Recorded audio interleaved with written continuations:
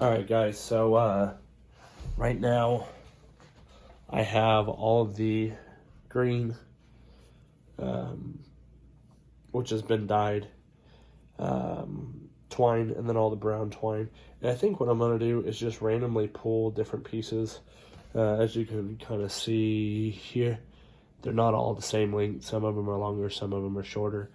Just pull random pieces, probably tie them in a knot up top. And then once I kind of get the desired thickness, and I'll probably just tie it off as a knot. And I don't know, I'm not sure if I want to like maybe drape it over the edge of the fence where the like the little pickety parts are that are sharp, and just kind of drape it along that, or if I want to take it and take like a long piece of twine and make more of like a garland out of it. So we'll see. But this is basically what I'm going to do. I'm just going to kind of pull a rough, maybe like a little extra from here one time, a little extra from the green one time, maybe a couple that are evenly matched or whatever, and then kind of put them together until they look like what I need them to look like. I need to do. Originally, I tied the whole thing as a one big knot, and it looked really weird because it was bunched up, and so it looked like a big donut at the top. So I just took a single strand of the tan here, and I just literally just brought it over and tied it off. And so that way it's not like a permanent thing. It's just one little loop. I'm gonna tighten it up. And I think just by doing that, that'll hold it all together. And then once I have about 15 or 20 of these maybe, and I'll do them in different thicknesses and whatnot. But once I have a whole bunch of these, I can probably just drape them all in a line down the fence, or however I want to end up doing it, alongside that ghillie netting too. That'll add a little bit of character to it as well. Honest to God, I wish I had gone with one more color of dye, maybe more of like a military green or a lighter green to give it a little bit more life.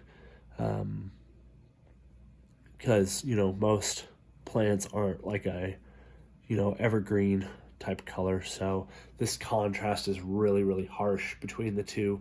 So by adding a third semi-medium greenish color, or maybe even a yellow, would have helped to break things up a little bit and not made it such a harsh dynamic between the two. So maybe if you end up doing this project or whatever, do a yellow or a light green to help break this up a little bit. Whenever you're doing this, my suggestion is to alternate the piles, but don't do an even number of each color and each color, because if you do that, you're going to end up with a relatively uniform kind of look for the whole thing, and you really don't want that to happen. You want more of a unique and varying different kind of style for the whole thing. So yeah, so maybe like do 3 from here, 2 from here, 4 from here, 1 from here, and just kind of mix it up and just doing random variable numbers. So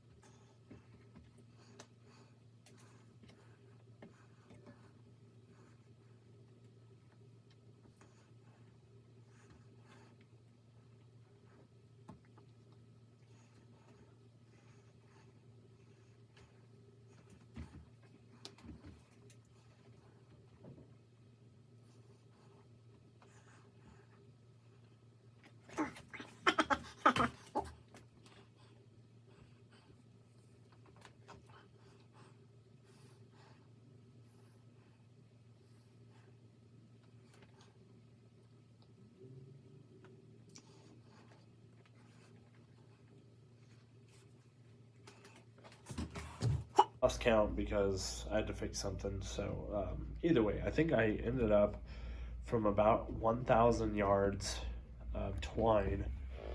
I ended up with about 20 of these Spanish mosses. So I'll just take them and kind of pinch them close, drape them kind of like this, right over the edge of the fence or wherever, near that ghillie netting or whatever. And hopefully it helps pull off the look. Obviously it's very plain Jane right here. I might even go through with like the airbrush and kind of touch them up a little bit, spray some lighter greens or something like that on them, just to give them some life.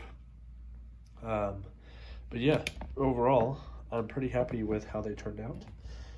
I got a ton of them, so I can hang them all down the fence line, maybe drape them over some of the gravestones or something like that.